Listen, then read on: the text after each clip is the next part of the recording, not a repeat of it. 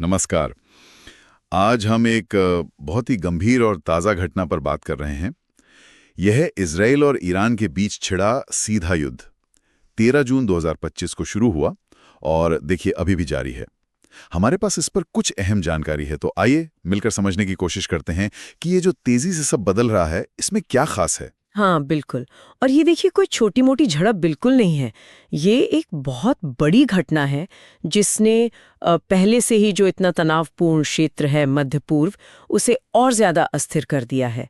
ये पिछले कई सालों के वो जो प्रॉक्सी युद्ध चल रहे थे, उनसे कहीं आगे की बात है, मतलब एक सीधा टकराव। तो ये सब आखिर शुरू कैसे हुआ? सूत्र क्या बताते हैं? 13 जून को इजराइल ने ये ऑपरेशन राइजिंग लायन, यही नाम है ना? जी हाँ, ऑपरेशन राइजिंग लायन। हाँ, तो ये शुरू किया। नाम से ही लगता है कि ये कोई छोटा ऑपरेशन तो नहीं था। सुना है 200 से ज्यादा लड़ाकू विमान, 5 चरणों में, ईरान के 100 से ज्यादा ठिकानों पर हमला। बिल्कुल सही। 200 से ज्यादा विमान और 5 लहरों में हमला। और निशाना सिर्फ इमारतें नहीं थीं। जो रिपोर्ट्स आ रही हैं उनके मुताबिक इन हमलों में ईरान के रिवोल्यूशनरी गार्ड कॉर्प्स यानी IRGC, उसके कई सीनियर कमांडर मारे गए हैं। सीनियर कमांडर भी। हाँ, और कुछ अहम परमाणु वैज्ञानिक भी। ईरान का जो नतांज परमाणु संवर्धन स्थल है और दूसरे भी परमाणु ठिकाने, उन्हें भी निशाना बनाया गया है। अच्छा, तो ये दिखाता है कि इजराइल का मकसद सिर्फ मतलब एक जवाबी कार्रवाई नहीं था। वो शायद ईरान की जो रणनीतिक क्षमता है उसको गहरी चोट पहुंचाना चाहते थे। हाँ, लगता तो यही है। शायद नेतृत्व को खत्म करना और उनका जो परमाणु कार्यक्रम है उसे सालों पीछे धकेलना। ये प्रॉक्सी युद्ध वाले दांवपेच से एकदम अलग है।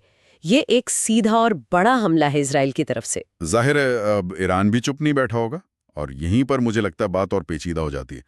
ईरान ने भी पलटवार किया।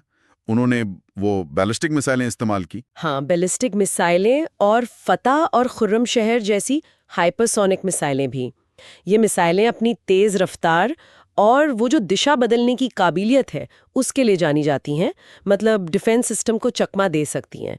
और साथ में शाहिद ड्रोन्स का भी इस्तेमाल हुआ। और निशाना निशाना इजरायली शहर थे, जैसे तेल अवीव और हेब्रोन। जी, तेल अवीव, हेब्रोन और कुछ और शहर भी। सैकड़ों मिसाइलें दागी गईं। हालांकि इजराइल का जो आयरन डोम सिस्टम है वो दावा करते हैं कि उसने ज्यादातर हमलों को रोक दिया है, लेकिन फिर भी कुछ मिसाइलें गिरी नागरिक इलाकों में, और इससे इजराइल में खबरों के मुताबिक कम से कम 24 लोगों की मौत हुई है। और ईरान में इजरायली हमलों से वहां कितना नुकसान हुआ? ईरान में मरने वालों की संख्या सैकड़ों में बताई जा रही है। तो मतलब जान माल का नुकसान दोनों तरफ गंभीर है।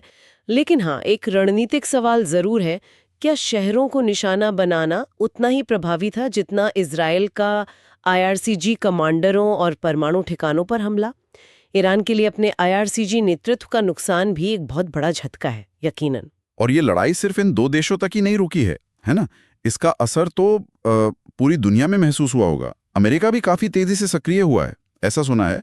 F-16, F-22, F-35 लड़ाकू विमान वहां भेजे गए हैं। हाँ, लड़ाकू विमान, अतिरिक्त युद्धपोत और टैंकर भी भेजे गए हैं। अब ये इजराइल की मदद के लिए हैं या सिर्फ हालात काबू करने की कोशिश, ये देखना होगा। अमेरिकी राष्ट्रपति ट्रंप का बयान भी तो काफी सख्त आया है कि अमेरिका का अब ईरान के आसमान पर पूरा नियंत्रण है। बयान तो यही है। और ये भी कि वो ईरान के परमाणु क्षमताओं का सिर्फ संघर्ष विराम नहीं चाहते बल्कि वास्तविक अंत चाहते हैं। लेकिन अमेरिका के अंदर भी थोड़ी अलग राय दिख रही है। कुछ सांसद हैं जैसे सेनेटर टिम केन, वो जोर दे रहे हैं कि कोई भी सीधी अमेरिकी सैन्य कार्रवाई अगर होती है तो पहले कांग्रेस की मंजूरी लेनी चाहिए। तो अंदरूनी बहस भी चल रही है वहाँ। आज 17 जून है, मतलब हमलों और जवाबी हमलों का ये 5वां दिन है, और तनाव अभी भी वैसा ही है। बिल्कुल, तनाव चरम पर है और रुकने का कोई संकेत नहीं है।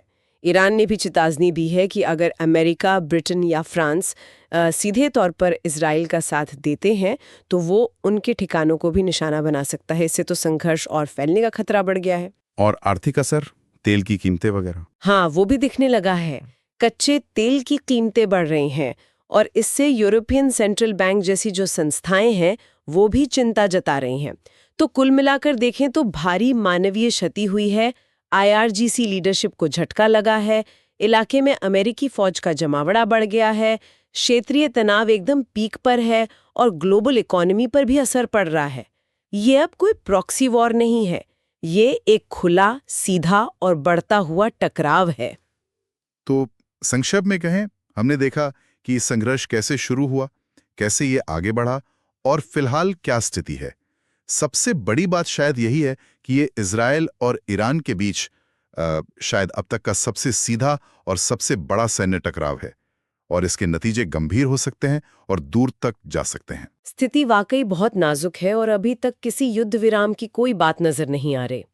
यहाँ एक सोचने वाली बात ये जरूर है, और शायद इसी पर हमें आगे नजर रखनी होगी, कि इस सीधे टकराव का, जिसमें परमाणु क्षमताओं का जिक्र भी बार बार आ रहा है, इसका मध्य पूर्व की स्थिरता और दुनिया के शक्ति संतुलन पर, मतलब लंबे समय में क्या असर पड़ेगा, ये एक बड़ा सवाल है।